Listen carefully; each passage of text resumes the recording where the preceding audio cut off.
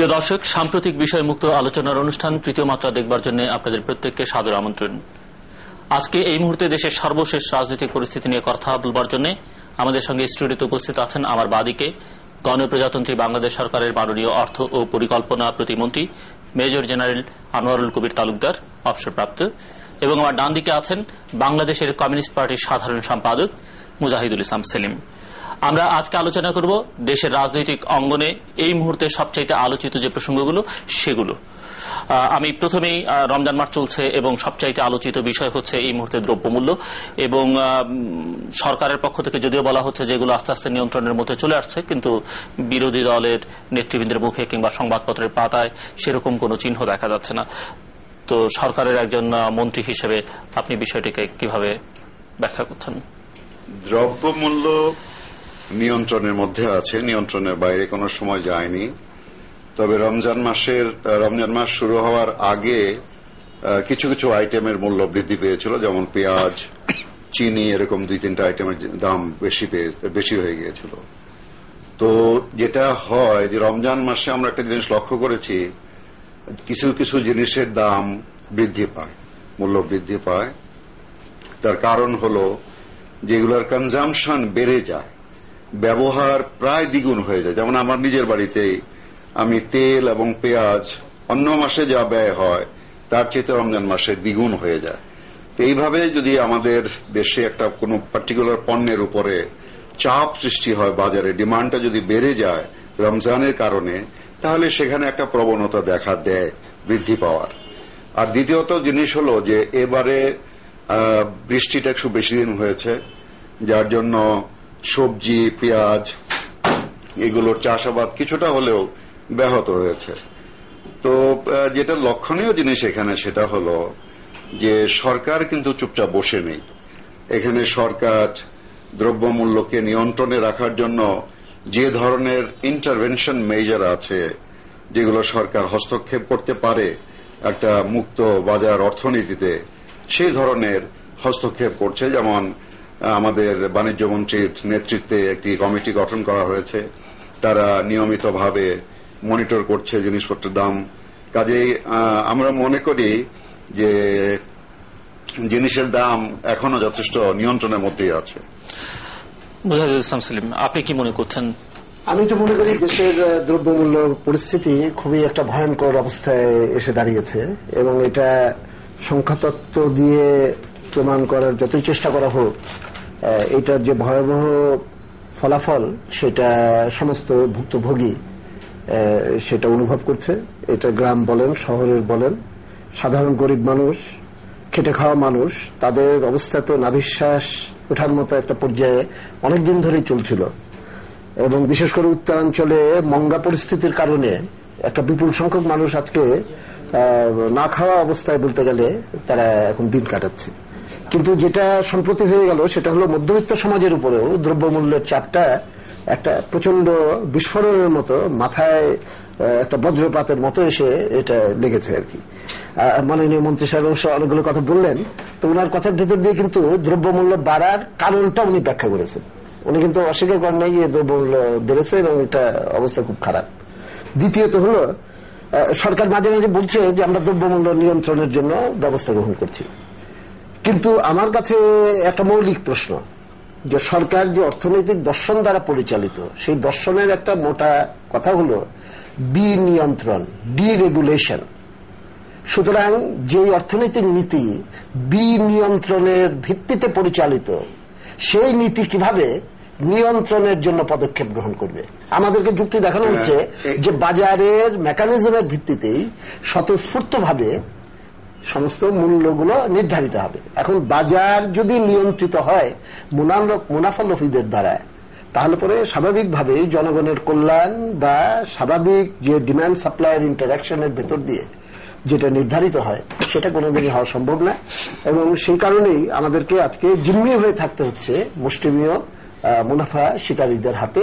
সেটা ইম্পোর্টার বা বড় বড় মজুতদার যারা আছে শুধু তারাই নয়, এইটা আর একটু চুইয়ে পড়ে নিচের দিকে এমনকি হোলসেল ডিলার এবং সমস্ত মধ্যস্বত্বভোগী, তাদের ভেতরেও আমরা কিন্তু এই ফিলসফিটা ঢুকিয়ে দিয়েছি যে এটা হলো ফ্রি ফর অল, মুনাফার জন্য, production and distribution for profit, এইটা হলো বেসিক ফিলোসফিক্যাল পয়েন্ট আমরা যে ভিত্তিতে এখন অর্থনীতি পরিচালনা করছি। সুতরাং আমি সরকারকে খুব বেচারা মনে হয় আমার কাছে, কেননা তারা একদিকে ওয়ার্ল্ড ব্যাংককে সন্তুষ্ট করার জন্য বিনিয়ন্ত্রণ বলবে যে আমরা ডিরেগুলেশন করছি। আমি একটু বলি, আপনি যেটা বললেন দুটো পয়েন্ট বলেছেন, যে ধারণাটা এরকম দিচ্ছেন যে সরকারের কিছু করবার নেই, সরকার থাকবে, সরকার ক্ষমতায় থাকবে, মানুষ ভোট দিয়ে ক্ষমতায় বসিয়েছে কিন্তু মানুষকে সাহায্য করতে পারবে না, এরকম নীতি নিয়ে কিন্তু আমরা ক্ষমতায় আসিনি।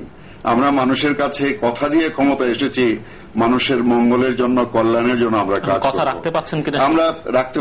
আমরা অবশ্যই আন্তরিকভাবে চেষ্টা করছি। যেমন উনি বললেন উত্তরবঙ্গে ভীষণ অবস্থা, মঙ্গার কথা বললেন।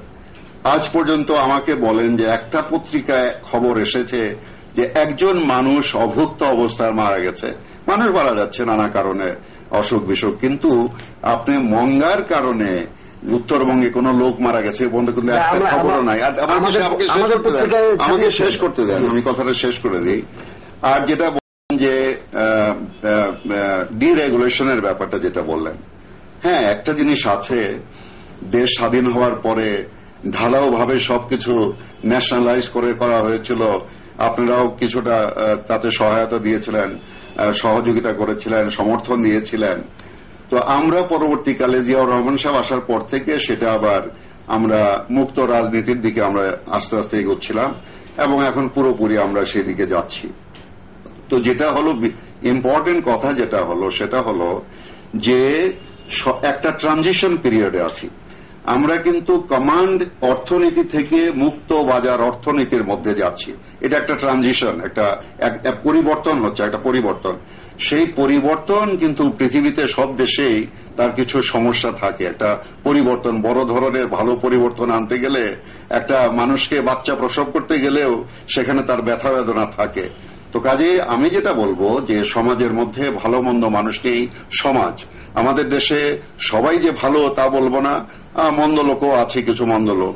তারা হয়তো একটা সুযোগ নেওয়ার চেষ্টা করেছিল যে রমজান মাস আসছে, এবার যদি কিছু মুনাফা করা যায়।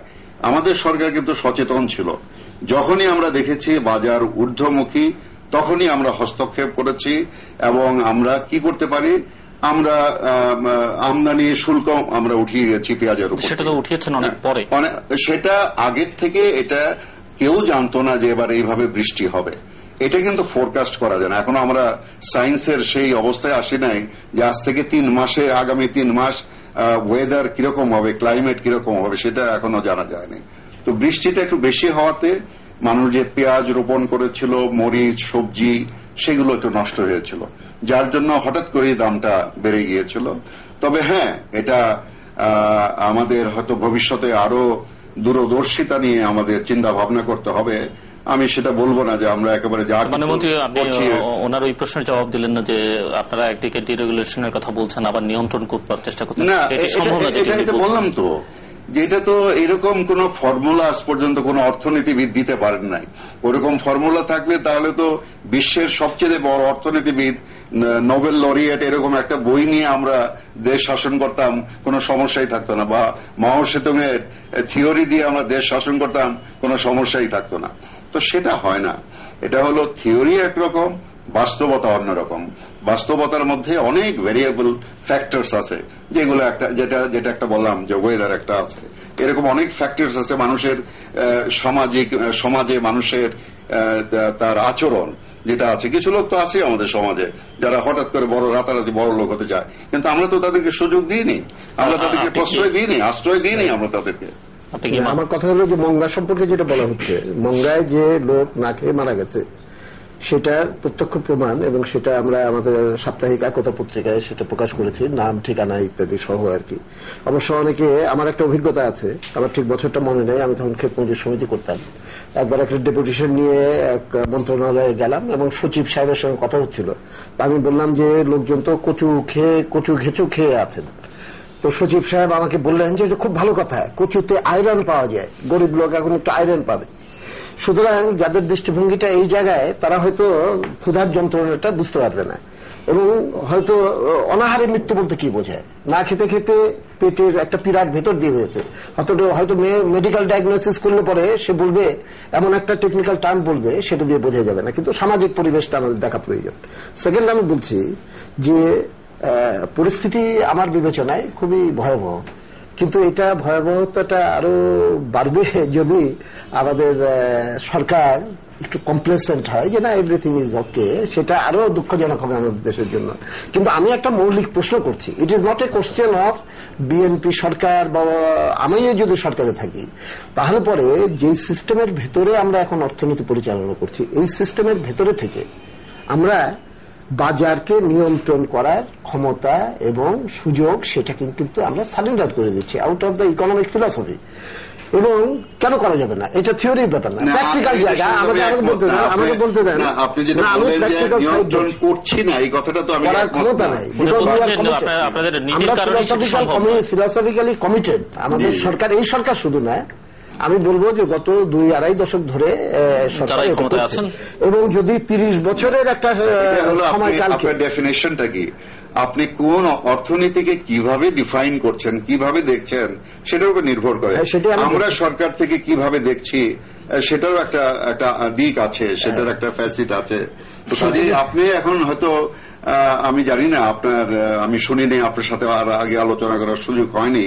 তা আমরা অর্থনীতি যেটা আমরা ফলো করছি, অনুসরণ করার চেষ্টা করছি, সেটা হলো মুক্ত বাজার অর্থনীতি ঠিকই হবে, কিন্তু মানুষের সুখ দুঃখের প্রতি আমরা লক্ষ্য করব না, মুখ ফিরিয়ে নেব, সেটাই আমার প্রশ্ন।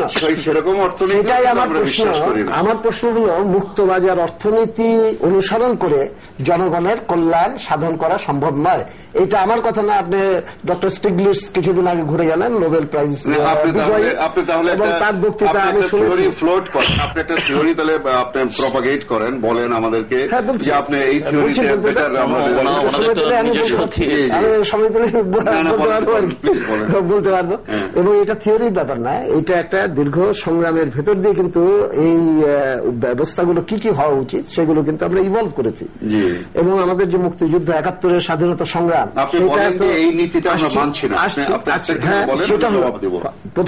প্রথমত কতগুলো পয়েন্ট বলছি। প্রথমত হলো যে আমাদের অর্থনীতির ভেতরে রাষ্ট্রের একটা ভূমিকা থাকা উচিত, এইটা হলো মূল নীতি হিসাবে আমাদের গ্রহণ করা উচিত। যেটার বিপরীতে এখন বলা হচ্ছে যে না, রাষ্ট্র আস্তে আস্তে অর্থনৈতিক কার্যক্রম থেকে হাত গুটিয়ে নেওয়া প্রয়োজন এবং বাজার স্বনিয়ন্ত্রিতভাবে আমাদের জনগণের কল্যাণ সাধন করবে। এই পুরো ফিলসফিটা হলো প্র্যাকটিক্যাল সাইজ বলছি। প্র্যাকটিক্যাল সাইজ হলো যে যখন জনগণের মানে ডিমান্ড অ্যান্ড সাপ্লাই, যখন আমি দেখব যে এইটা একটা অসামঞ্জস্যপূর্ণ জায়গায় এসে জনগণের জন্য অসুবিধা সৃষ্টি করছে, এরপরে এটা হলো কাউন্টার মেজার্স, এটা হলো ক্রাইসিস ম্যানেজমেন্ট মতো করে গভর্নমেন্ট পলিসি নেওয়া। কিন্তু একটা সরকার তার নিজস্ব ব্যবস্থাপনার মাধ্যমে যাতে পর্যাপ্ত পরিমাণে পেঁয়াজ আমার মজুদ থাকে, চাল আমার মজুদ থাকে, এবং আমি যাতে রাষ্ট্রীয় এবং সামাজিক নিয়ন্ত্রণের ভেতর দিয়ে জনগণকে সেটা সরবরাহ করতে পারি, সেই ব্যবস্থা আমাদের ট্রেডিং কর্পোরেশন অফ বাংলাদেশ যেটা ছিল সেটাকে যদি আরো সক্রিয় করা যেত, আমাদের বিএডিসিটাকে যদি আরেকটু সক্রিয় করা যেত, আমাদের যে অন্যান্য রাষ্ট্রীয় ইন্টারভেনশন ইন ইকোনমিক অ্যাক্টিভিটি সেটা যদি আরো প্রসারিত করা যেত, তাহলে পরে হয়তো এরকম একটা ক্রিটিক্যাল সিচুয়েশন একটু চিন্তার মধ্যে একটা পার্থক্য আছে। নিশ্চয়ই দুইটা ফান্ডামেন্টাল ডিফারেন্স আছে, যে আপনি চিন্তা করছেন, যে ধরনের ইঙ্গিত করছেন, সেটাই হলো কমান্ড ইকোনমি, আমরা যেটা বুঝি আর কি সাধারণ ভাষা। আর এখন সারা বিশ্ব যেটা চিন্তা করছে, যেটা নিয়ে, সেটা হলো মুক্ত বাজার ইকোনমির নামে তারা সেটাকে চালানোর চেষ্টা করছে। এখন আমরা বাংলাদেশে কিন্তু আমরা কোনো ফিক্সড ফর্মুলা বা কারো কোনো প্রেসক্রিপশন নিয়ে চলি না। আমরা আমাদের নিজস্ব যে সমস্ত ফ্যাক্টরস গুলো আছে, উপাদান আছে, সামাজিক, অর্থনৈতিক, রাজনৈতিক, জনসংখ্যা, আমাদের প্রাকৃতিক সম্পদ, সমস্ত কিছু মিলিয়ে আমরা আমাদের নীতি নির্ধারণ করি, এবং মানুষের সর্বোপরি হলো মানুষের প্রত্যাশা কি। কাজে আপনি যেটা বললেন যে সবকিছু মজুদ করে রাখতে হবে, তাহলে সরকারকে মজুদদার হিসেবে কাজ করতে হবে। এটা জনগণের কল্যাণে সেইটা ব্যক্তিগত মজুদদারের চেয়ে সরকারি মজুদদার বেটার। ইকোনমিক্যালি সেটা কতটা ফিজিবল আপনি জানেন। আমাদের মাথাপিছু আয় কত? আমাদের মাথাপিছু আয় হলো $390 কাছাকাছি। সেই দেশে যেখানে মানুষ প্রায় অর্ধেক মানুষ এখনো দারিদ্র সীমার নিচে বসবাস করছে, যাদেরকে দারিদ্র মুক্ত করার জন্য আমরা চেষ্টা করছি, সেই দেশে আপনি কি করে সাজেস্ট করতে পারেন আমরা রিসোর্স পাবো কোথেকে যে আমরা একেবারে গুদামকে গুদাম সরকারি পয়সা দিয়ে আমরা পেঁয়াজ নিয়ে এসে বা চিনি নিয়ে এসে এটা মজুদ করব? সেই বাড়তি পয়সাটুক তো লাগবে, সেটার জন্য আমরা চেষ্টা করছি। আমরা অর্থনীতিটাকে সেইভাবেই বেগবান করার চেষ্টা করছি যাতে একদিন আমাদের হাতে ওইরকম সম্পদ আসে, আমেরিকা যেরকম যেটা অ্যাফোর্ড করতে পারে সেটা আজকে আমরা পারি না, মালয়েশিয়া যেটা অ্যাফোর্ড করতে পারে সেটা আমরা পারি না, কিন্তু আমরা সেই দিকেই এগুচ্ছি, আমরা চেষ্টা করছি। এবং ইনশাআল্লাহ এখানে যেটা বললেন যে আপনি একটা লোকের উদাহরণ দিলেন যে না খেয়ে মারা গেছে, এখানে আমরা সেটা দেখব, অবশ্যই আমরা সেটা তদন্ত করে দেখব। তবে ক্ষুধার্ত মানুষের সংখ্যা আমাদের দেশে আছে, এতে কোনো সন্দেহ নাই, সেটা আমরা অকপটে স্বীকার করি। তবে এই ক্ষুধার্ত মানুষের কে ক্ষুধার থেকে বাঁচানোর জন্য সরকারের পক্ষে যা কিছু সম্ভব আমরা করছি। আপনি যদি নতুন কোন সাজেশন আমাদেরকে দেন এবং সেটা যদি যুক্তিসঙ্গত হয়, ন্যায়সঙ্গত হয়, আমরা সেটা সাদরে গ্রহণ করব। আমরা সেটা সাজেশন দিচ্ছি। এইটা কোন দেশ থেকে আমদানি করাও না, কোন ডক্টরেট থিওরিও না। আমাদের দেশে সামাজিকভাবে আপনিও গ্রামের ছেলে এবং গ্রামের বহু ঐতিহ্যবাহী একটা ব্যবস্থা যেটা ইদানিংকালে নাই, খুব দেখতে পাওয়া যায় না, সেটা হলো গ্রামের মানুষরাই নিজেদের ভেতরে একটা সামাজিক সংগঠন করে অভাবের সময় যাতে পরস্পরকে ধান চাল দিতে পারে, তারা এইভাবে কিন্তু একটা ভান্ডার গড়ে তুলত। এটা আমাদের বহু যুগের একটা ট্রেডিশন। তো না খাওয়া মানুষ যদি এইটুক বুদ্ধি করতে পারে, তাহলে পরে এই সব ক্ষুদ্র ক্ষুদ্র প্রয়াস সেইটারই একটা সামাজিক রূপ আমরা যদি রাষ্ট্রভাবে দিতে পারি, তাহলে পরে সেটা সম্ভব হবে না কেন? এটার জন্য আমাদের কবে আমরা বড় লোক হব সেটার জন্য অপেক্ষা করার তো কোনো প্রয়োজন নাই। কোশ্চেনটা হচ্ছে, আমি আবার ভাবার জন্য বলবো, কোশ্চেনটা হচ্ছে এটা হলো দুইটা পথ নিশ্চিন্ত ভাবে আপনি এই পথে থাকলে পরে একভাবে চিন্তা করবেন, এই পথে থাকলে পরে আরেকভাবে চিন্তা। আমি হয়তো দুই পথের কোন পথেই যাব না, আমি হয়তো একটা বাস্তব ভিত্তিক মাঝামাঝি পথ আমি বেছে নিতে পারি, সেটাও একটা পথ হতে পারে। কারণ আপনি ডান দিকের একটা পথ বললেন, বাঁ দিকের একটা পথ বললেন। আমরা আমাদের সরকার যেটা চিন্তা করছি, আমরা ওই পথই বেছে নেব যে পথ আমাদের জন্য উপযোগী, এবং সেখানে কোন পার্টিকুলার দেশের একটা জিনিস রেপ্লিকেট করে কিন্তু আমাদের সমস্যার সমাধান করা যাবে না। কারণ তাদের অবস্থা আর আমাদের অবস্থার মধ্যে পার্থক্য আছে। আমাদের লিডারশিপ, আমাদের রাজনৈতিক কালচার সবকিছু মিলে কিন্তু আমাদের একটা আলাদা বৈশিষ্ট্য কিন্তু রয়েই গেছে। সেই বৈশিষ্ট্য নিয়েই আমাদেরকে সমস্যা মোকাবেলা করতে হবে। তাহলে আমি বিনীতভাবে অনুরোধ করব যে সরকারের প্রধানমন্ত্রী বা অর্থমন্ত্রী তারা অন রেকর্ড তারা বলুক যে we will not follow the philosophy of free market economy. আমরা প্র্যাগম্যাটিক থাকবো, আমরা প্রয়োজনে এটা করব, প্রয়োজনে না। আমরা তো সেটা বলছি না। অবশ্যই ফ্রি মার্কেট ইকোনমি হলো বর্তমানে চালু ইকোনমি, যেটা রাশিয়া এখন ফলো করছে, চায়না অর্থনৈতিকভাবে যেটা ফলো করছে, সারা ইউরোপ আমেরিকা ফলো করছে। ফ্রি মার্কেট ইকোনমির দিকেই সবাই ধাবিত হচ্ছে। তারপরেও আমার যেটা বিশ্বাস যে তারপরেও এর মধ্যেও অ্যাডজাস্টমেন্টের একটা ব্যাপার আছে, যেটা প্রত্যেকটা দেশ তাদের নিজস্ব প্রয়োজন অনুযায়ী সেই অ্যাডজাস্টমেন্টটা করে দেয়। আমরাও বাংলাদেশে আমরা ব্লাইন্ডলি কারো প্রেসক্রিপশন ফলো করব না। আমরা মানুষের ভালো উপদেশ নেব, মানুষের ভালো আইডিয়াস নেব, কিন্তু ওগুলো যখন অ্যাপ্লাই করব, এটার অ্যাপ্লিকেশনে তখন কিন্তু আমাদের চিন্তা চেতনা দিয়ে, আমাদের প্রয়োজন দিয়ে আমরা এটাকে যত ভালোভাবে অ্যাপ্লাই করা যায় আমরা সেটাই করার চেষ্টা করি। আপনার কথা শুনে আমি খুব সন্তুষ্ট, কিন্তু আপনাদের শীর্ষ নেতৃবৃন্দের সঙ্গে যখন কথা হয় তখন কিন্তু তারা আমাদেরকে পরিষ্কার করেই বলেন যে এই বাস্তবতার সঙ্গেই আমাদের চলতে হবে। আমাদের ফ্রি মার্কেট ইকোনমি এবং বিশ্ব ব্যাংক আর IMF এর যেসব শর্তাবলী আমাদেরকে দেওয়া হচ্ছে সেটা না মেনে চলা আমাদের পক্ষে সম্ভব না। আমরা পাল্টা যুক্তি দিই, এই বাস্তবতা আমি বলবো আমাদের সরকারের কথা তো আমার বেশি জানবার কথা।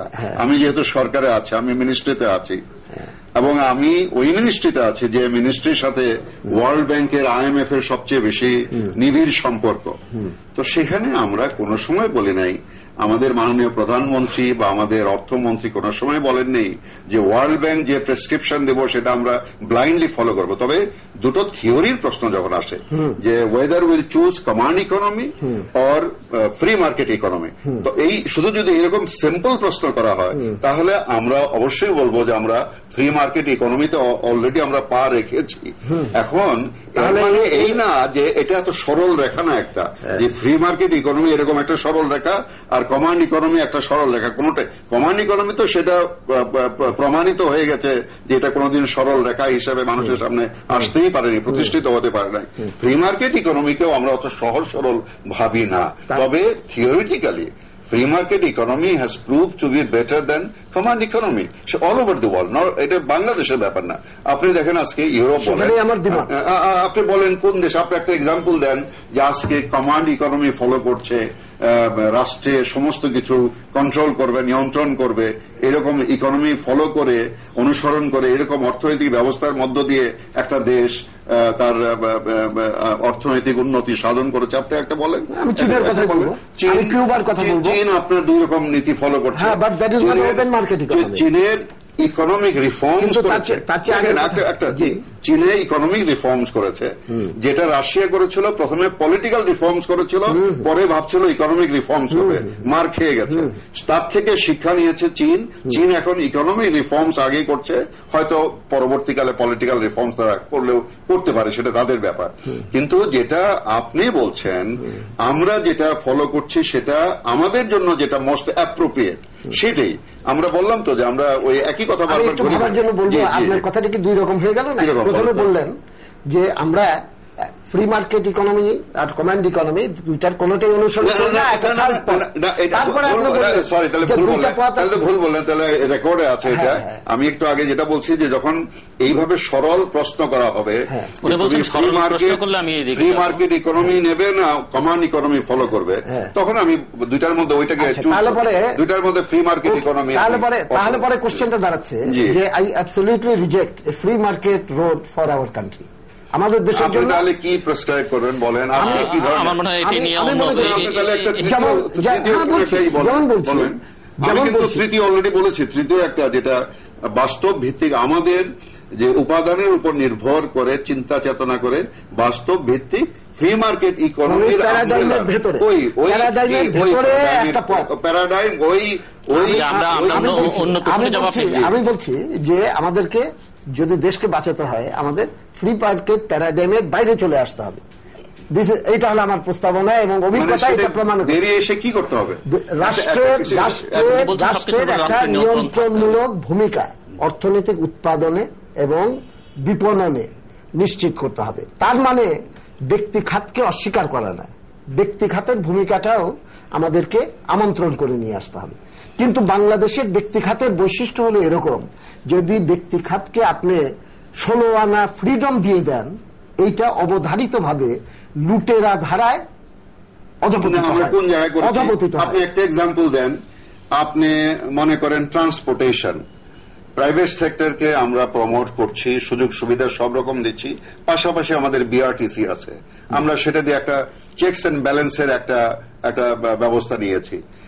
রেলওয়ে আছে, এখনো সরকারি খাতে আমাদের আছে, রেলকে আমরা নিয়ন্ত্রণ করছি এবং রেলে এবার বাজেটেও বেশি বরাদ্দ দেওয়া হয়েছে এবং বেশি অ্যাটেনশন দেওয়া হচ্ছে রেলের উন্নয়নের জন্য, যে রেলে বেশিরভাগ মানুষ, সাধারণ মানুষ রেলে জার্নি করতে তাদের সুবিধা, কারণ সস্তা, তুলনামূলকভাবে সস্তা।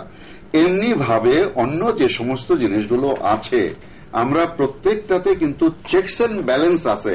একেবারে ঢালাও ভাবে কোনো কিছু চিন্তা করা, রেডিক্যালি একেবারে যে মুক্ত মার্কেট বলতে একেবারে আমরা ব্লাইন্ডলি আমেরিকান মডেল ফলো করব বা ফলানা মডেল ফলো করব, বা আপনার কমান্ড ইকোনমি বলতে আমরা চায়নাকে ফলো করব। চায়না যদিও এখন অনেক পরিবর্তন হয়ে গেছে, হংকং তো এটা তো আপনি ভালো করে জানেন হংকং এ কোন নীতি চলছে এবং চায়নাতেও যে ইকোনমিক ডেভেলপমেন্ট হচ্ছে কোন নীতি অনুসরণ করে।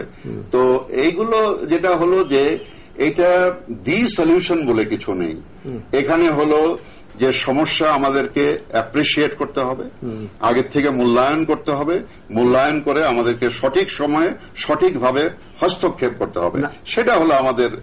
তবে কথা হলো ফ্রেমওয়ার্কটা ফ্রি মার্কেট ইকোনমি করতে হবে, কারণ আরেকটা ইকোনমি যেটা আছে that has prove to be a total failure, maybe excepting 1 or 2 country. আপনি কিউবার নাম করেছেন, কিউবা তো এক্সেপশন দিয়ে তো আর বিশ্ব বিচার করা মাননীয় মন্ত্রী, অন্য প্রসঙ্গে যাই।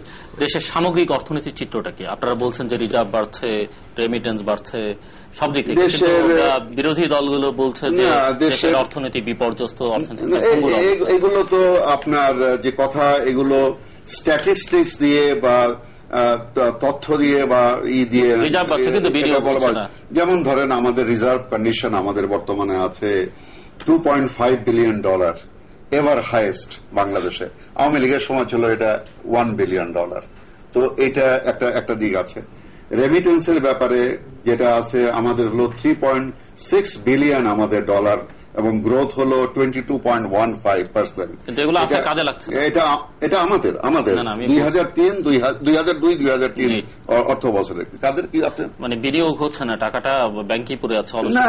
টাকা দেখেন, টাকা তো এটা কোনো মানে একটা মেশিনের মধ্যে দিয়ে তো বিনিয়োগ করা যাবে না, এটা মানুষকে দিয়েই এবং ইকোনমিক অ্যাক্টিভিটিস দিয়ে এটা বিনিয়োগ করতে হবে। আমরা সবাইকে আমরা উদ্বুদ্ধ করছি, প্রাইভেট সেক্টরকে উদ্বুদ্ধ করছি। যেমন ধরেন আমরা বলেছি এবার বাজেটে যে যারা অ্যাগ্রো বেসড ইন্ডাস্ট্রি করতে চায়, কৃষিভিত্তিক শিল্প করতে চায়, সরকার তাদের সব রকমের সাহায্য দেবে। এমনি ভাবে ছোট ছোট শিল্প যারা করতে চাচ্ছে বা এক্সপোর্ট ওরিয়েন্টেড শিল্প যারা করতে চাচ্ছে, সরকার তাদের সাহায্য দিবে। কাজেই এখানে যে আচ্ছা আরেকটা জিনিস যেটা বললেন, আপনি বললেন যে যেমন পাট শিল্পের, দেখেন পাট শিল্পে আমাদের কাছে এখনো 30টার উপরে আমাদের কাছে, আমার ঠিক এক্স্যাক্টলি ফিগারটা মনে নেই, আমাদের কাছে জুট মিলগুলো আছে এবং সেগুলো আমরা চালাচ্ছি, সেখানে লক্ষ লক্ষ শ্রমিক কাজ করছে। তো কাজেই আমরা কিন্তু ব্লাইন্ডলি কোনো একটা পার্টিকুলার সরল রেখা ফলো করছি না। আমরা আমাদের যে বাস্তবতা আছে তার নিরিখেই আমরা আমাদের ইকোনমিকে সাজানোর চেষ্টা করছি। যেগুলো কথা বলা হচ্ছে সেটার সঙ্গে বাস্তবতার আমি মিল খুঁজে পাচ্ছি না। আমি বলছি জুট মিল সম্পর্কে যেমন বললেন, আপনারা খুলনার জুট মিলগুলো 3টা বন্ধ করে দেওয়ার জন্য সিদ্ধান্ত দিলেন, সিরাজগঞ্জের একটা জুট মিল বন্ধ করে দেওয়ার জন্য সিদ্ধান্ত দিলেন, শ্রমিকদেরকে আন্দোলন করতে হলো, সংগ্রাম করতে হলো, তারপরে আপনারা সেটা ডিসিশনটা আপনারা আপাতত বন্ধ রেখেছেন। কিন্তু এমন কতগুলো সিচুয়েশন ক্রিয়েট করা হয়েছে যে ওদেরকে 6 মাসের ভিতরে লাভজনকভাবে দেখাতে হবে, কিন্তু তার কাছে ক্রেডিট অ্যাভেলেবিলিটি এবং অন্যান্য যেসব মানে ইন্ডাস্ট্রিয়াল ডেভেলপমেন্টের জন্য প্রতিকূল যেসব অবস্থা, সেগুলো পরিবর্তন করার কোন চেষ্টা করা হয়নি। আবার আপনি আমাকে ভুল বুঝবেন না, মানে জিনিসটা আমি বলতে চাই যে আমাদের সম্ভবত একটু দেখা উচিত যে আমাদের সমস্ত ন্যাশনাল পলিসির ভেতরেই একটা ইন্ডাস্ট্রিয়াল অ্যান্ড অ্যান্টি প্রোডাক্টিভ একটা প্রবণতা আছে কিনা, এবং তাহলে পরে I am ready to fight hand in hand with you, আপনার সঙ্গে হাত মিলিয়ে আমি ফাইট করতে রাজি আছি। কারণ আমরা আগেও বলেছি, আমি এই অনুষ্ঠানেও বলেছি, আমাদের ফাইটটা কিন্তু প্রাইভেট সেক্টর বনাম পাবলিক সেক্টর এইভাবে আমরা দেখি না।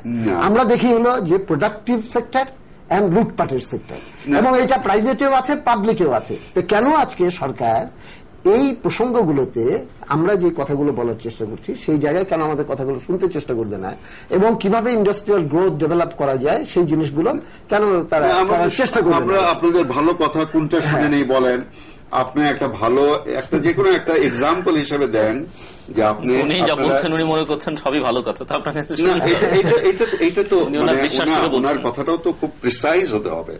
আমরা তো হয়তো আমরা যেভাবে আলোচনা করছি এটা তো কোনো ইকোনমিক থিওরি একটা কোনো মানে নতুন আমরা উদ্ভাবন করছি না।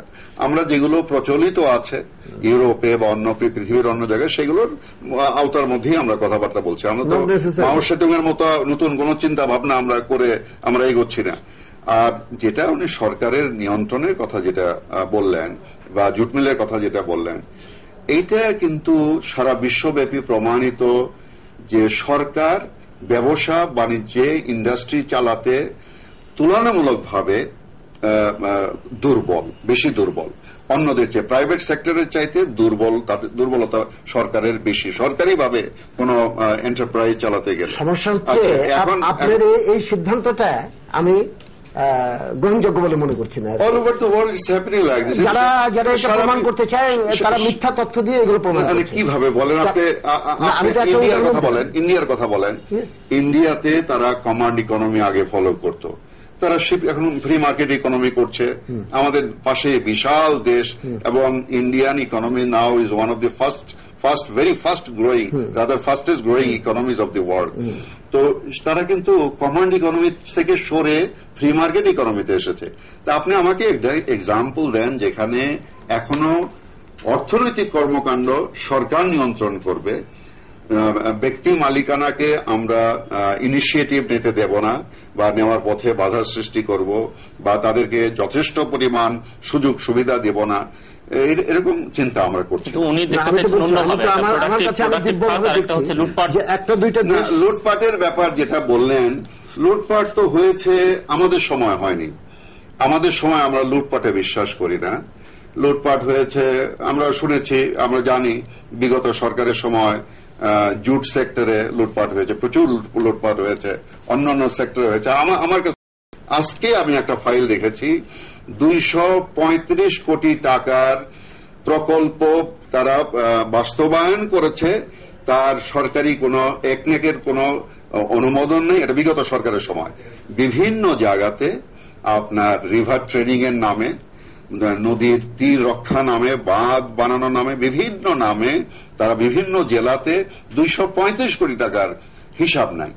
এখন আমরা সেগুলোর হিসাব নিতে যাচ্ছি যে কি করে একনেকের অনুমোদন ছাড়া 10 কোটি টাকার উপরে হলেই একনেকের অনুমোদন লাগে, সেখানে 235 কোটি টাকা খরচ করা হয়েছে, এটার কোনো হিসাব নাই। লুটপাট হলো ওইটা। আমরা তো অ্যাকাউন্টেবিলিটি আছে, আমরা ট্রান্সপারেন্ট, আমরা স্বচ্ছতা বিশ্বাস করি, এবং সেইভাবে আমরা, আপনি হয়তো বলতে পারেন যে তার প্রমাণ কি, আপনি দেখেন আমরা আমি চ্যালেঞ্জ করছি আপনার বক্তব্যটা হয়তো কারেক্ট, এবং সম্ভবত আমি লিগেল করে নিয়ে তাকে আনলে পরে তিনি আরো কতগুলো আপনাদের সম্পর্কে বলবেন বলতে পারে। আমি একটা বলবো, আপনাকে অনুরোধ করবো যে পেঁয়াজের যে ক্রাইসিস হলো এবং তারপরে যখন পেঁয়াজ ইম্পোর্ট করার সুযোগ দেওয়া হলো, ঠিক তার 7 দিন বা 15 দিন আগের ভেতরে আমাদের এখানে কোন মন্ত্রীর আত্মীয় স্বজন বা ছেলে কোন শিপিং এর মাধ্যমে কোন পেঁয়াজ আমদানি করেছে কিনা এটা একটু খোঁজ নিয়ে দেখবেন, এবং যদি সেটা হয় তাহলে পরে সেটা খুবই। আরেকটা আমি অনুরোধ করছি, এখানে একটা কথা বলা, কারণ জনগণ শুনছে এটা। মন্ত্রীর আত্মীয় ব্যবসা কিন্তু করতে পারবে না এরকম আইন আমাদের দেশে নাই। মন্ত্রীর ছেলে ব্যবসা করতে পারবে না এরকম আইন আমাদের দেশে নাই। প্রশ্নটি হলো, মন্ত্রীর ছেলে ব্যবসা করে থাকলে সে নিয়ম নীতি অনুযায়ী ব্যবসা করেছে কিনা। যদি না করে থাকে, যে কোনো ব্যক্তি কোর্টে গিয়ে তার বিরুদ্ধে কেস মামলা দায়ের করতে পারে, এবং আমাদের সরকারের সময় অন্তত ওই দরজাটা আমরা খোলা রেখেছি, ওখানে বন্ধ করে রাখিনি। কোর্ট হাইকোর্টে আছে, জনতার কোর্টে আছে, নিশ্চয়ই সবকিছু একদম বিচার হবে। তবে নিয়মতান্ত্রিক শাসনতান্ত্রিক যে ব্যাপারগুলো আছে সেগুলো তো আমাদের সংবিধান অনুযায়ী মেনেই আমাদের সামনের দিকে এগোতে যাবে। আমরা তো এগোতে হবে, সংবিধান ছাড়া তো আমরা চিন্তা করতে পারি না। নিশ্চয়ই। কিন্তু ওভারঅল মাইক্রো ইকোনমি সম্পর্কে যে সিচুয়েশনটা আপনি বলছেন, আমার মনে হয় আরেকটু ভেবে দেখা উচিত যে আমরা আজকে আস্তে আস্তে কতগুলো ক্রিটিক্যাল সিচুয়েশন মানে আস্তে আস্তে জমা হচ্ছে কিনা আর কি, বিশেষ করে ইনভেস্টমেন্টের জায়গাটা। আমার কাছে টাকা আমি ব্যাংকে জমা করলাম, আবার ফরেন এক্সচেঞ্জ জমা করলাম, সেটা ঠিকই, সেটা আমাকে একটা ভিত্তি দেয় যেটা দিয়ে আমি ইনভেস্টমেন্টের ভেতরে যাওয়ার একটা সুযোগ সৃষ্টি হয়। কিন্তু আমাদের যে ইনভেস্টমেন্ট সিচুয়েশন সেটা এত খারাপ অবস্থায় চলে গেছে যে সেটা কি গভর্নমেন্টকে কিছুই বিচলিত করছে না। এবং এটা সবসময় আপনি, এটা নিশ্চয়ই আপনি প্ল্যানিং কমিশনে আছেন, যদিও এটা আমি বলতে প্রভোক্ট হচ্ছি যে the idea of planning is মানে antithesis of a free market economy. এবং আপনি দেখবেন যে বিশ্বের সাফল্যের কথা বললেন, এতগুলো দেশের সাফল্যের কথা বললেন, কোন দেশে আপনি একটা প্ল্যানিং মিনিস্ট্রি, সেটা আমেরিকা বলেন বা ব্রিটেনে বলেন, যে অর্থে আপনি এটা শুনেন, ওই যে ডক্টর রহমান সোবহান সাহেব যেভাবে প্ল্যানিং চিন্তা করেছিলেন, আমরা সেইভাবেই করব, নট নেসেসারিলি।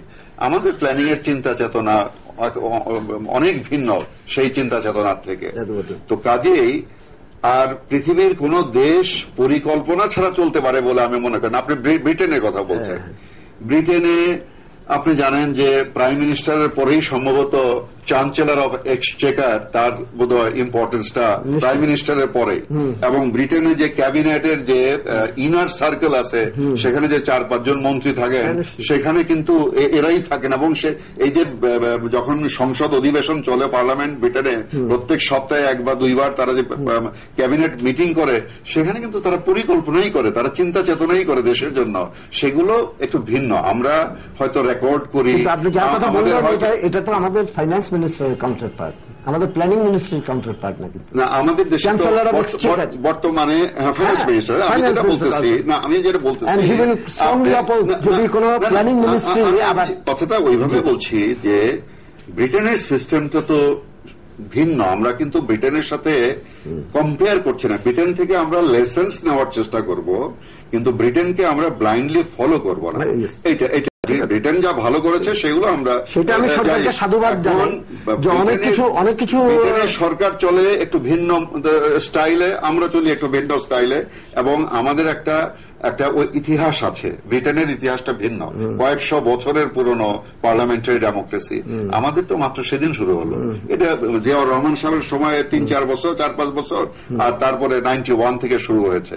কাজেই ভালো আপনার এটা চিন্তা চেতনা, মানে ব্রিটেনের সাথে তুলনা করছেন, এটা অবশ্যই আমি আপনাকে সাধুবাদ জানাবো যে এরকম আমাদের চিন্তা চেতনা বড় থাকা উচিত। থিঙ্ক বিগ, যেটা মালয়েশিয়ার মহাতের মোহাম্মদ বলছে যে থিঙ্ক বিগ। তো এরকম চিন্তা চেতনার মধ্যে আমাদের থাকা উচিত, তবে আমাদের যে লিমিটেশনস আছে সেগুলো নজরে রাখতে হবে। এবং সেই জন্যই আমি একটা পর্যায়ে বলেছিলাম যে আমাদেরকে রিয়ালিস্টিক চিন্তা ভাবনা করে আমাদের সামনের দিকে এগোতে হবে সবকিছু। আমি বলছিলাম যে আবার একটা প্রেশার ক্রিয়েটেড হয় কিনা, যে আমরা যেহেতু ফ্রি মার্কেট প্যারাডাইমের ভেতরে আছি, বিশ্বব্যাংক হয়তো বলল যে প্ল্যানিং মিনিস্ট্রি ইজ রিডান্ডেন্ট, এবং আপনি স্বীকার করবেন কিনা জানি না, এই ধরনের প্রপোজাল আমি যথেষ্ট সেমিনারগুলোতে আমি শুনেছি। তাদের একবার শীর্ষ কর্মকর্তারা বলেছে যে প্ল্যানিং মিনিস্ট্রি, আমাদের মন্ত্রী, আমাদের বড় বড় মন্ত্রীরা বলছেন, আমি নিজে বলছি যে আমাদের প্ল্যান ডিসিপ্লিন যেটা আছে সেটাকে আরো আস্তে আস্তে ডিসেন্ট্রালাইজ করতে হবে, এবং আমরা শুরু করেছি অলরেডি সেই প্রক্রিয়া। কিন্তু ওভারনাইট তো সেটা অ্যাচিভ করা যাবে না। তাহলে ওই যে একটা স্তর থেকে আরেকটা স্তরে চট করে চলে গেলে যে প্রবলেমগুলো, যে ব্যথা বেদনা, সেগুলো আবার এসে দাঁড়াবে। কাজেই আমরা ধাপে ধাপে আমরা বর্তমান যে প্ল্যান ডিসিপ্লিন আছে সেটাকে আমরা বিকেন্দ্রীকরণ করার চেষ্টা করছি, কিন্তু সাথে সাথে অ্যাকাউন্টেবিলিটি, মনিটরিং এন্ড অ্যাকাউন্টেবিলিটি কিভাবে জোরদার করা যায় সেটাও আমরা চেষ্টা করছি। যদি এটাই হয়, মানে ডিফারেন্সটা আপনার সঙ্গে এখানেই হচ্ছে যে প্ল্যানিং কার্যক্রমটা আপনার ডিসেন্ট্রালাইজেশনের মাধ্যমে আস্তে আস্তে এটা উঠিয়ে দেওয়ার চেষ্টা করছে, তাহলে দ্যাট উইল বি, যেটাকে বলে কফিনের শেষ একটা কথা হয়ে যাবে, এবং দেশ সম্পূর্ণ আপনি বিত্তবানদের নিয়ন্ত্রণের ভেতরে চলে যাবে। উঠানের কথাটা কিন্তু এটা আমি একমত না। প্ল্যান ছাড়া তো কিছু, আপনি সকালে ঘুমের থেকে উঠে তো একটা পরিকল্পনা করেন আপনার সারাদিনটা কেমনে কাটাবেন। কাজেই প্ল্যান আমাদের থাকবে, পরিকল্পনা নিয়ে আমরা সামনে এগোবো। তবে সেন্ট্রালাইজড প্ল্যান যেটা, সেটার প্রয়োজনীয়তা হয়তো ডেফিনেটলি আগের মতো আর নাই, সেটা কমে আসছে, এবং আস্তে আস্তে আমাদের মিনিস্টার যারা আছেন তারা ক্যাবিনেটে তারা বেশি বেশি দায়িত্ব নিচ্ছেন, বেশি বেশি দায়িত্ব তারা কাঁধে নিয়ে নিচ্ছেন এবং পালনও করছেন সেই দায়িত্ব। সেইভাবে এটা ধাপে ধাপে, এটা তো সেই আগের মতো তো থাকতে পারে না। যেটা আমাদের প্ল্যানিং কমিশন, যেটা আপনি জানেন এটা কোন সময় সৃষ্টি হয়েছিল, তো সেখান থেকে আমরা ধাপে ধাপে কিন্তু অনেকখানি এগিয়ে গেছি। না করলেই ভালো আর কি। খালি আমি বলতে চাই একটা আমার নিজের রাজনৈতিক অভিজ্ঞতায়, যে রাজনীতি আমি যত দেখেছি, রাজনীতি ভালো করে বুঝতে হলে পরে কিন্তু অর্থনীতিটা বুঝতে হয়। তার জন্য একটা কথা হলো, রাজনীতি হলো অর্থনীতির ঘনীভূত প্রকাশ। আচ্ছা, এখন সমাজের ভিতরে অনেকগুলো শ্রেণী আছে, এবং শ্রেণীগুলোর ভিতরে স্বার্থের অসামঞ্জস্য আছে বা দ্বন্দ্ব আছে। এখন প্ল্যানিং 2 ধরনের হতে পারে। আমরা বাজারের যারা নিয়ন্ত্রক, দণ্ডমূর্তের কর্তা যারা আছে, বিত্তবান, তাদের স্বার্থ রক্ষা করার জন্য প্ল্যান করতে পারি। আবার বাজার ব্যবস্থা দ্বারা নিগৃহীত যারা হচ্ছে তাদের স্বার্থ বা সাধারণ মানুষের স্বার্থ রক্ষা করার জন্য আমরা প্ল্যানিং করতে পারি। সুতরাং আবার সম্ভবত আমাদের চলে আসবে রাষ্ট্রের চরিত্র, এবং রাষ্ট্র কার স্বার্থে পরিচালিত হচ্ছে, কোন শ্রেণীটা বেনিফিশিয়ারি হচ্ছে, আমাদের এই সিস্টেম এবং এই স্টেটের ব্যাপার স্যাপার, যদিও আমি আগের অনুষ্ঠানে বলছিলাম যে আমার খুব ভয় হচ্ছে যে আমরা বোধহয় এই সিম্পল টপিকের বাইরে আরেকটা গুরুতর বিপদ আমাদের আলোচনা করা উচিত। অনেকে বলছে, আপনি ভাবেন কিনা জানি না, আমাদের হোল স্টেট স্ট্রাকচার বোধহয় একটা ডিপ ক্রাইসিসের ভেতরে, এবং রাষ্ট্র ব্যবস্থার যে গাঁথনি থাকা উচিত এবং যে সামাজিক মানে দায়িত্ববোধ থেকে রাষ্ট্রের ইনস্টিটিউশনস গুলো কাজ করা উচিত, সেই জায়গায় সম্ভবত গুরুতর কতগুলো রোগ দেখা দিচ্ছে। এখানে পার্সোনাল এজেন্ডাটা একটু বোঝার চেষ্টা করি যে প্রত্যেকটা ইন্ডিভিজুয়াল সেটা সমস্ত লেভেলের ভেতরে আপনি দেখবেন পার্সোনাল এজেন্ডাটা প্রধান হয়ে যাচ্ছে, কথা বলছি, এবং সোশ্যাল এজেন্ডা যেটা সামাজিক দায়িত্ববোধ, এবং এটা যদি একবার কন্ট্রোলের বাইরে চলে যায় তাহলে পরে কিন্তু কারো কিছুই করার থাকবে না। এবং কেউ কেউ আজকাল লিখছে, ওয়েস্টার্ন প্রেসেও আমি দেখলাম বাংলাদেশের উদাহরণ দিয়ে, যে এটা একটা ফেইল্ড স্টেটের জায়গায় চলে যাচ্ছে কিনা, এবং এইগুলো গুরুতর চিন্তা। রাজনীতির এই যে কেউ যদি এরকম মন্তব্য করে থাকে যে ফেইল স্টেটের পর্যায়ে যাচ্ছে কিনা বাংলাদেশ, এরকম অ্যাপ্রিহেনশন যদি কারো কেউ পোষণ করে, আমরা কিন্তু তার সাথে অবশ্যই আমিও আমাদের মধ্যে সেই ধরনের ফ্রাস্ট্রেশন নাই। আমরা অত্যন্ত সচেতন যে এই দেশের মানুষের মধ্যে যে অর্থনৈতিক বৈষম্য আছে, এবং আমাদের সংবিধানে যে কথাটা বলা আছে, যেটা জিয়াউর রহমান সাহেবের সময় অ্যামেন্ডমেন্ট করে সংবিধানে করা হলো, সামাজিক যেটা বৈষম্য দূর করে সামাজিক সমতাটা যতটা সম্ভব নিয়ে আসা, সেটা সামাজিক এটা সুবিচার সুনিশ্চিত করা, অর্থনৈতিক সুবিচারটা আমরা সেটা করছি। এই উদাহরণ আপনাকে দিই, এবার আমরা যে বাজেট করেছি সেই বাজেটে, উন্নয়ন বাজেটের 20,300 কোটি টাকার বাজেটে 65% আমরা রেখেছি দারিদ্র্য বিমোচনের জন্য। আবার রেভিনিউ বাজেটের 1/3 বেশি আমরা রেখেছি দারিদ্র্য 35% আমরা রেখেছি দারিদ্র্য বিমোচনের জন্য। কাজে আপনি কিন্তু ওই যে কে একটা হয়তো রিমার্কস করেছে কোথাও থেকে, সেটার সাথে কিন্তু বাস্তবতা, আমরা যে কাজ করছি, আমাদের যে প্রোগ্রাম, সরকারি যে কর্মকাণ্ড, চিন্তা চেতনা, সেটা কিন্তু সঠিক ট্র্যাকেই আছে, এটা স্লিপ করে যায়নি কোথাও। কিন্তু আমরা আতঙ্কিত হই যখন দেখি যে সন্ত্রাস, দুর্নীতি, হাইজ্যাকিং, এগুলোর সঙ্গে আমাদের রাষ্ট্র প্রশাসনের পুলিশ বিভাগ জড়িত হয়ে যাচ্ছে, আমাদের বিচার বিভাগ নিয়ে গুরুতর অভিযোগ, এবং সেটা তদন্তের পর্যায়ে চলে গেছে।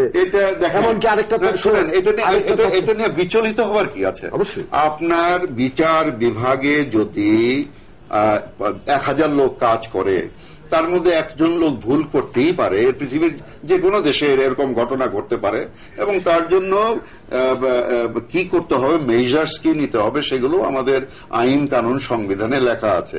কাজে এটা গেল বিচার বিভাগের ব্যাপারে। তারপরে আপনি একটা খুব সুন্দর কথা নিয়ে আসছেন, আইন শৃঙ্খলা। আমি এক্সপেক্ট করছিলাম যে আপনি এই কথাটা নিয়ে আসবেন।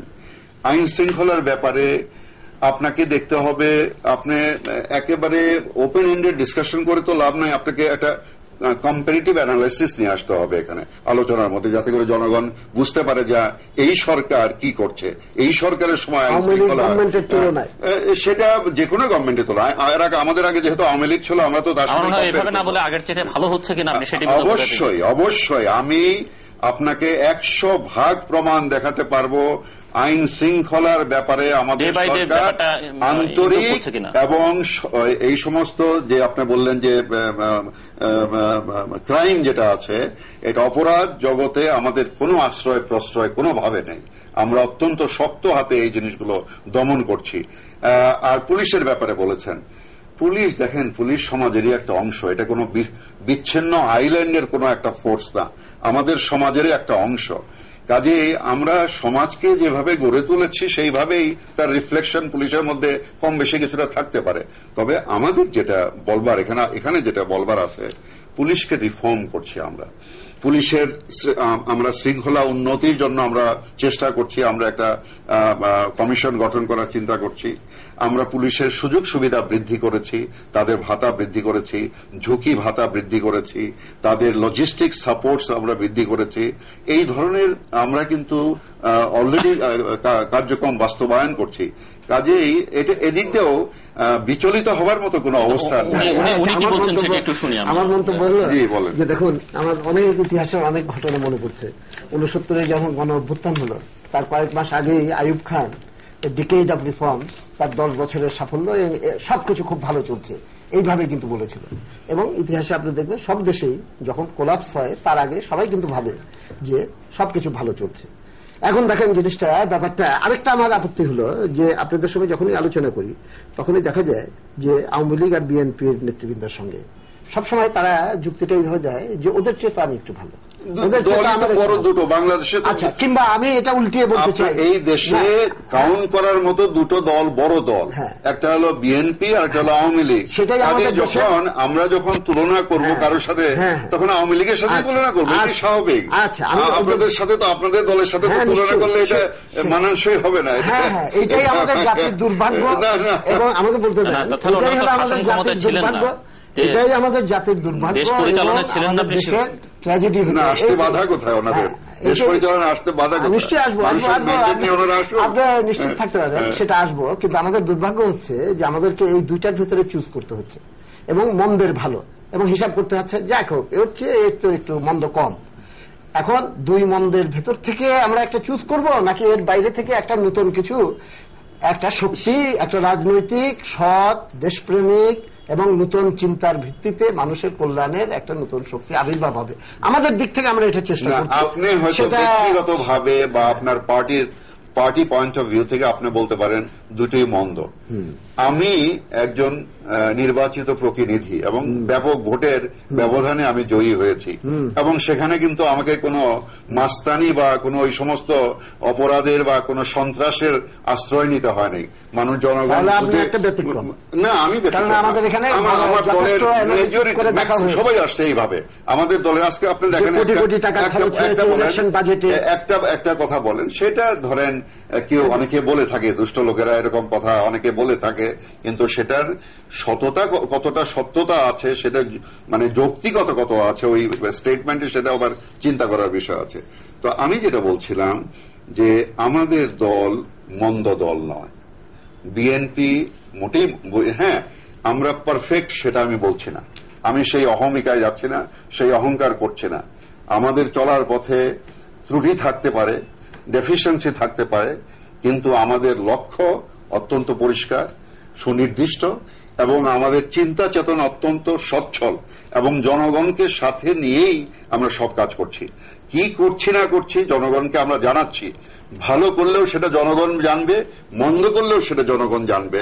আমরা এবং সেই জনগণের মতামতের আমরা তোয়াক্কা করে আমরা আমাদের পরবর্তী কার্যক্রম আমরা নির্ধারণ করি। এখন একটা কথা না বলে পারছি না, এটা আমাকে বিশ্বাস করলে করতে পারেন, না করলে করতে পারেন। সাধারণ মানুষ যেটা বলে আর কি, তারা বলে যে আওয়ামী লীগ যখন বিরোধী দলে থাকে তারা বেশ পাবলিকের কথা বলে, আর বিএনপি যখন বিরোধী দলে থাকে তাহলে তারা পাবলিকের কথা বলে।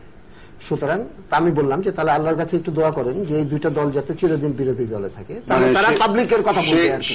ক্ষমতায় গেলে পরেই তারা বিরোধী দলে যে ভালো কথাগুলো বলতো সেগুলো আর বলে না।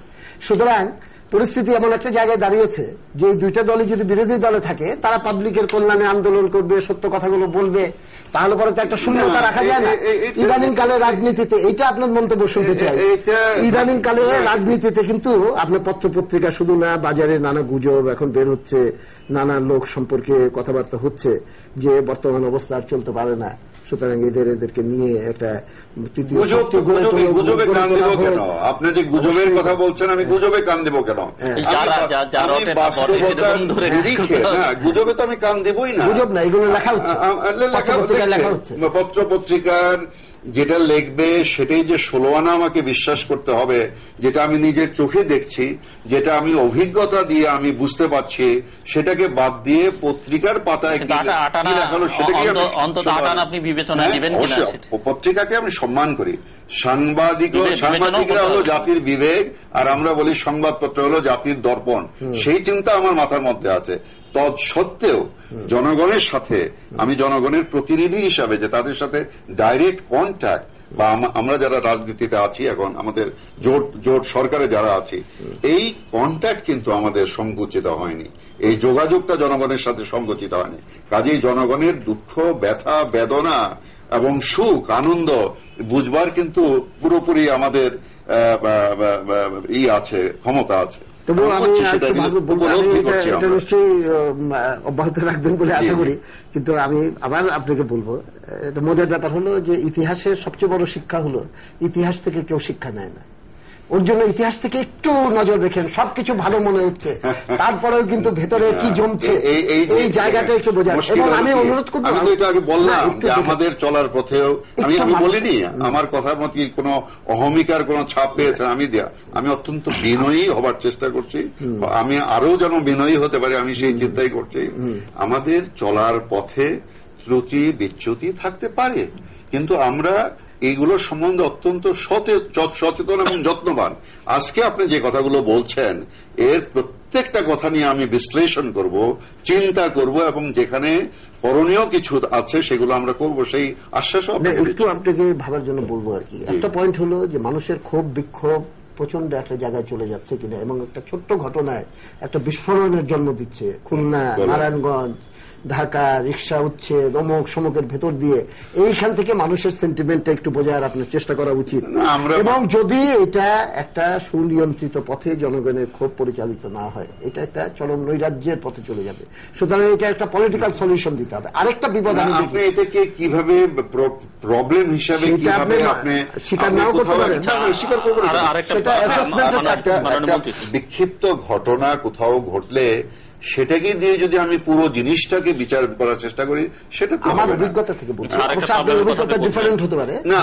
আমি কিন্তু এগুলো সিমটমস অফ সারা দেশের একটা বিশাল গণ অভ্যুত্থানের সিমটমস বলে আমি মনে করছি আর কি। এবং এটা আসন্ন, আপনিও ঠেকাতে পারবেন না, আমিও ঠেকাতে পারবো না। আমি যেটা নিয়ে চিন্তিত, আমরা এরকম আমার চিন্তাটা পোষণ করি না, দ্বিমত বললাম অবশ্যই আপনারা অনেক কমপ্লেসেন্ট। কিন্তু আমার দ্বিতীয় পয়েন্ট হলো we are complacent but we are not blind towards the public sentiment, public thoughts, তারা কি চিন্তা চেতনা করছে। আমরা complacent বটই, complacent এইটুক নিয়ে যে আমরা মানুষের সেবা করার চেষ্টা করছি, মানুষের খেদমত করার চেষ্টা করছি। আমাদের সেই খেদমত করা এবং সেবা করার মধ্যে আমাদের ডেফিসিয়েন্সি থাকতে পারে, সেগুলো আমরা ওভারকাম করার চেষ্টা করছি। আমরা 5 বছরের জন্য ক্ষমতায় এসে 2 বছর আমরা পাড়ি দিলাম, এই 2 বছরের মধ্যে 5 বছরের কাজ হবে না। আমরা এর মধ্যেই অনেকগুলো সংস্কারমূলক কাজ হাতে নিয়েছি, আপনি দেখেছেন। আমরা ইসের ব্যাপারে পাবলিক প্রকিউরমেন্ট আমরা রিফর্মস আমরা নিয়ে আসছি, রেগুলেশনস হয়ে গেছে, এবং আমাদের দেশে প্রায় ধরেন 318,000 কোটি টাকার বছরে আমরা সেবা, পণ্য এবং কাজ ক্রয় করি। এইটা আমরা এমন ভাবে রিফর্ম করেছি যে 11টা দেশ, পাশ্চাত্য দেশের এবং জাপান সহ 11টা দেশ তারা এটাকে অ্যাপ্রিসিয়েট করেছে।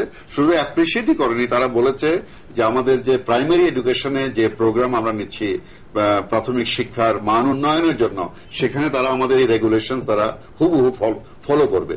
কাজে আমরা কিন্তু অনেক ভালো কাজ করছি, সেগুলো আপনাদের একটু বলতে হবে মাঝে মাঝে। হ্যাঁ, আমাদের মন্দটাও ধরিয়ে দেন, কিন্তু ভালোটাও একটু বলবেন, আমরা একটু এনকারেজড হব, আমরা একটু মানে উৎসাহিত হব। শুধু যদি ওই কথাই বলেন, যেমন ধরেন আমি এগুলো অবশ্য ভাবছিলাম যে এইসব কথা আনবো না, সমস্যা হয়েছে যেমন আপনি বললেন কোথাকার খুলনা, নারায়ণগঞ্জের কথা, নারায়ণগঞ্জের সমস্ত গার্মেন্টস সেক্টরের কথা বলছেন। ওখানে কি হয়েছে, গন্ডগোল হয়েছে, সমস্যা হয়েছে, একটা শ্রমিক ও মারা গেছে, অনেকে হইচই করছে। ময়দানে আপনাদের মিটিং এ কয়জন লোক মারা গেছিল আপনার মনে আছে কি? মনে আছে, বোমা বাজি হয়ে কতগুলো 11 জন লোক মারা গেছিল। তখন তো এত হইচই, তখন কি হইচই কম হয়েছিল না বেশি হয়েছিল? সেটা তো কাজেই সেটাই এটা খুব অ্যাপ্রিসিয়েট করলাম। সব অন্যায়ই অন্যায়, এটা একটা কথা। আপনি আপনার সাথে একমত। অন্যায় যদি আমরা কেউ করে থাকি বা কেউ করে, তার প্রমাণ যদি হয়, তাহলে আমরা সেটাকে অন্যায়ই বলবো। আর যদি অন্যায় না হয়, ন্যায় পথে থাকে, তাহলে অবশ্যই আমি আবার বলছি যে আমি কিন্তু আপনার সঙ্গে কথা বলছি, মানে এটা আওয়ামী লীগ আর বিএনপির ভেতরে তুলনামূলক ভাবে ভালো মন্দকে এই জায়গা থেকে সময় কয়জন মূল্য, দেখেন তুলনা ছাড়া আপনি কি নিয়ে কথা বলবেন? না, আপনি দিন রাত্রের কথা বলছেন, আমার reference দিন point- আর রাত্রের মধ্যে একটা পার্থক্য না আছে। শোনেন, আমি আপনি যেহেতু এই কথাটা বারবার বলছেন, আমি বলছি আমার কাছে Awami League also not reference point, BNP not reference point, আমার 71 সাল হলো রেফারেন্স পয়েন্ট। আমি 71 সে যেই কারণে লড়াই করেছিলাম সেটা আমি অর্জন করতে পারিনি, সেই অর্জন আওয়ামী লীগও দিতে পারছে না, বিএনপিও দিতে পারছে না, ওর জন্য তৃতীয় শক্তির দরকার, এটা আমি বলছি। কিন্তু আমরা কোন জায়গায় দিতে পারছি না, আপনাকে একটু বলতে হবে। যদি শুধু এরকম হাইপোথেটিক্যাল কথা বলেন যে দিতে পারছি না আমরা, আপনি একটা ক্ষেত্র উল্লেখ করে একটা এক্সাম্পল দিয়ে আমাদেরকে বলেন আমরা সেখানে পারছি না। যদি সেটা সত্য হয় আমি মেনে নেব, 100 বার মেনে নেব, কিন্তু সত্য না হলে আমি মানবো না। এখানে আমি মানতে পারবো না বলে দুঃখিত। আমি সেটাকে ডিফেন্ড করবো, আমি সেটাকে বলবো যে আপনি এটা সঠিক চিত্র নয়, এটাই হলো সঠিক চিত্র। আপনি বলেন। আমার মনে হয় আমি চেষ্টা করেছি যথেষ্ট উদাহরণ দিতে সীমিত সময়ের ভেতরে, কিন্তু আপনার সঙ্গে আমার অ্যাসেসমেন্টের একটা পার্থক্য হচ্ছে। সম্ভবত জনতার আকাঙ্ক্ষা এবং সেটা পূরণের ক্ষেত্রে এই সরকারগুলি একের পর আসছে, কিন্তু গদি বদল হয় কিন্তু মানুষের ভাগ্য বদল হয় না। এটা হলো মানুষের উপলব্ধি আমার বিবেচনায়। অ্যাসেসমেন্ট এইটা কোনটা কারেক্ট, এইটা জনতাই আলটিমেটলি প্রমাণ করবে। সেটা তো বটে। ঠিক আছে, আমরা এখন আমি আরেকটা পয়েন্টে যেতে চাই। 3 বছর পরে আমি বলছি যে উনি যে বারবার জনতার কথা বলছেন, 3 বছর পরে আমরা জনতার সামনে যেতে প্রস্তুত আছি, কিন্তু আনফরচুনেটলি আপনার মতো এরকম উদার মনের লোক আরো থাকা উচিত ছিল, আরো বেশি থাকা উচিত ছিল। যেমন তারা বলে যে ঝাঁকুনি দিয়ে ক্ষমতা সরকারকে নামিয়ে দেবে, সরকারকে সহযোগিতা করবেন ইত্যাদি।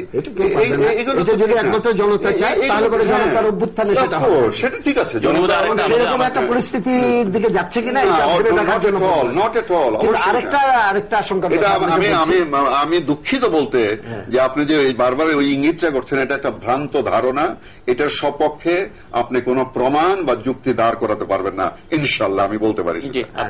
আরেকটা আমার আশঙ্কার বিষয় হলো যে আমার অ্যাসেসমেন্টটা যদি কারেক্ট হয়, যেটার সঙ্গে একটু যদি কারেক্ট হয়, কারণ আপনি এগ্রি করছেন না, যেহেতু আপনি এগ্রি করছেন না ওর জন্য বলছি যে ধরে নেন যে আমারটা কারেক্ট, এবং সেই অবস্থায় দেখা যাবে যে এই যে ব্যর্থতা বিএনপির, আওয়ামী লীগ, সেটার সুযোগ নিয়ে আপনি বলছেন যে আমরা এখনো শক্তি দুর্বল, কমিউনিস্ট পার্টি, বামপন্থী, এটা ইঙ্গিত করে বলেছেন। না, আমি বলছি যে কিন্তু এইটা থার্ড ফোর্স, অল্টারনেটিভ একটা থার্ড ফোর্স যদি থাকতো, আপনারা যদি থাকতে পারতেন, আপনি কি এটাকে আতঙ্কজনক মনে করেন না? যখন জামাতে ইসলামের প্রধান নিজামী সাহেব বলেন যে এইবার আমরা সরকারে অংশীদার আছি, আগামীবার আমাদের পূর্ণ ক্ষমতা নিতে হবে, এবং তারা এককভাবে ক্ষমতা নেওয়ার জন্য তারা তাদের গোপন এজেন্ডা অনুযায়ী তৈরি হচ্ছে, এবং দেশের বিভিন্ন জায়গায় তারা সশস্ত্র নানা গ্রুপ তৈরি করছে, এবং এইটা এতখানি প্রয়োজন। আমি গোপন এজেন্ডা নিয়ে খুব বেশি চিন্তা ভাবনা করি না। আমাদের হোম মিনিস্টার সাহেব আছেন, আমাদের স্বরাষ্ট্রমন্ত্রী আছেন, তারা হয়তো গোপন ব্যাপার নিয়ে চিন্তা ভাবনা করছেন। বিএনপিতে কি মুক্তিযোদ্ধার এতই অভাব হয়ে গেল যে আপনাদেরকে স্বাধীনতা বিরোধী এবং যুদ্ধ অপরাধীদেরকে অংশীদার করে আজকে ক্ষমতায় টিকে থাকার প্রয়োজন হচ্ছে? এবং এই যে রাজনীতি, এইটা আত্মঘাতী এবং দুঃখজনক, যেটা আগের সরকারও এই একই রকম ভাবে। আমাদের কিন্তু একটু ভিন্ন মত আছে এই ব্যাপারে। আপনারা যদি চিন্তা করেন যে দেশে মুক্তিযুদ্ধ হয়েছিল জাতিটাকে খণ্ড বিখণ্ড করার জন্য, বিভক্ত করার জন্য, ভাইয়ে ভাইয়ে হানাহানি করার জন্য, আমরা সেই থিমে বিশ্বাসী নই। আমরা ওই থিমে বিশ্বাসী দেশ স্বাধীন হবে, দেশে অর্থনৈতিক উন্নতি হবে, দেশের সামাজিক শান্তি হবে, সামাজিক শৃঙ্খলা আসবে, মানুষে ভ্রাতৃত্ব বোধ আরো জোরদার হবে, মানুষের মধ্যে মানুষের বন্ধন আরো দৃঢ় হবে। আমরা কিন্তু ওই থিওরিতে বিশ্বাসী, ওই থিমে, ওই ফিলোসফিতে আমরা বিশ্বাসী। কাজেই আপনারা দেখেছেন, লক্ষ্য করেছেন জিয়াউর রহমান সাহেবের সময়ে ওই শাহ আজিজুর রহমান এবং আমাদের মশিউর রহমান জাদু মিয়া দুইজনকেই কিন্তু এক টেবিলে নিয়ে আসছিলেন, এবং এই ওই নীতিটার কথাই আমি উল্লেখ করছি, ওই দর্শনটার কথাই উল্লেখ করছি। আমরা বিভক্তিতে বিশ্বাসী না, আমরা যেমন সাম্প্রদায়িকতা বিশ্বাসী না, আমরা ভাইয়ে ভাইয়ে বিভক্তিতে বিশ্বাস করি না, আমরা ভাইয়ে ভাইয়ে এক আছে। হ্যাঁ, আমরা রাজনীতি করব, আপনার সাথে আমি রাজনীতি করব, কিন্তু আপনার সাথে তাই বলে আমার অভদ্র আচরণ বা আমার প্রতি আপনার অভদ্র আচরণ বা কোনো বা ধরেন শত্রুতা, এটা তো হবার কথা না। আমরা রাজনীতি করব, আমি কনস্ট্রাকটিভ রাজনীতি করব।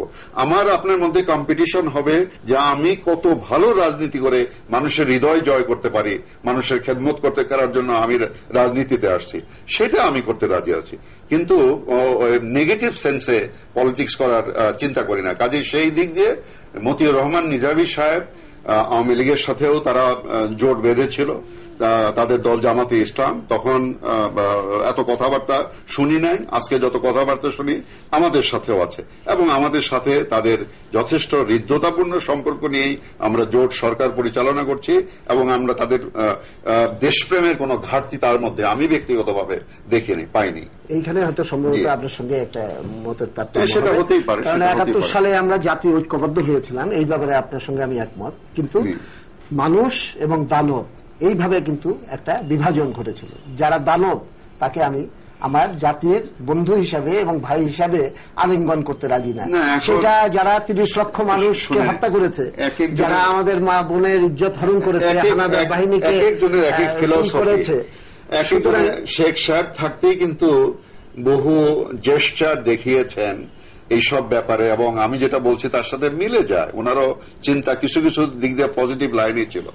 আপনি যেমন বলেন, এখানে একটা ফিলোসফির প্রশ্ন আসে। আমি বলি, হযরত ওমর রাদিয়াল্লাহু তাআলা আনহু উনি হত্যা করতে গেছিলেন নবীজিকে, তার পরবর্তীকালে উনি ইসলামিক বিশ্বের খলিফা হলেন। তো কাজেই আমি খুবই দুঃখিত হলাম হযরত ওমর আলাইহিস সালামের সঙ্গে আপনি আমাদের হানাদার বাহিনীর সহযোগীদের ভূমিকাকে তুলনা করলেন। তাদেরকে আমি দানবীয় শক্তি না, ওয়ালিদ যে ছিলেন উনি আপনার উহুদের যুদ্ধের সময় কি করেছিলেন, পরবর্তীকালে ওনার কি হয়েছে। মানুষের পরিবর্তন হয়, মানুষের চিন্তা তারা এখনো বলছে যে আমরা আমাদের সেই আদর্শকে আবার ফিরিয়ে আনতে চাই। এইগুলো কি আপনারা ভেবে দেখবেন না? এবং যখন সিচুয়েশন আমাদের বিপদে, আমরা যদি দেখি সত্যিকার অর্থে, যদি আমরা দেখি যে স্বাধীনতার বিরোধিতা করছে বা আমাদের সংবিধানের সাথে বিরোধিতা করছে বা আমাদের জনগণের চিন্তা চেতনার সাথে বিরোধিতা করছে, সেদিন সেই সক্ষতা আমাদের নাও থাকতে পারে। দর্শক মন্ডলী, আপনারা যারা আমাদের এই অনুষ্ঠান দেখছেন, আমাদের অনুষ্ঠান সম্পর্কিত যে কোনো মতামত জানিয়ে আমাদের লিখতে পারেন। আমাদের লিখবার ঠিকানা পরিচালক, তৃতীয় মাত্রা, channel I, GPO box 2433, Dhaka 1000। আমাদের ইমেইল করতে পারেন এই অ্যাড্রেসে tmatra@ccn-media.com। আপনারা যারা চিঠিপত্র লিখবেন, ইমেইল করবেন, আপনাদের পূর্ণ ঠিকানা দিয়ে দেবেন এবং সম্ভব হলে আপনাদের ফোন নাম্বার দেবেন। আপনাদের চিঠিপত্র, ইমেইল নিয়ে আমাদের নতুন অনুষ্ঠান তৃতীয় মাত্রায় আপনি, এটি প্রচারিত হচ্ছে প্রতি শুক্রবার বাংলাদেশ সময় বিকেল 3:30টায়। আশা করি আপনারা দেখবেন। সম্মানিত নেতৃবৃন্দ, আলোচনা অংশ নেবার জন্য আপনাদের দুজনকে অনেক অনেক ধন্যবাদ। দর্শক মন্ডলী, দেশটাকে এগিয়ে নিয়ে যাবার জন্য আমাদের অর্থনীতিকে আরো শক্তিশালী করতে হবে, সচল করতে হবে। এর জন্য দেশের রাজনৈতিক সামাজিক স্থিতিশীলতা দরকার। আবার রাজনৈতিক সামাজিক স্থিতিশীলতা নিশ্চিত করবার জন্য অর্থনীতিকে আরো সমৃদ্ধ, আরো বেগবান করা দরকার। এবং এই উভয়ে যে পরিপূরক সম্পর্কের ব্যাপারটি, এটি নিশ্চিত করবার দায়িত্ব প্রধানত সরকারের, এবং বিরোধী রাজনৈতিক দলগুলোকে এক্ষেত্রে সরকারকে সহযোগিতা করতে হবে। একই সঙ্গে সরকারকে বিরোধী রাজনৈতিক দলগুলোকে আস্থায় নিয়ে কাজ করতে হবে।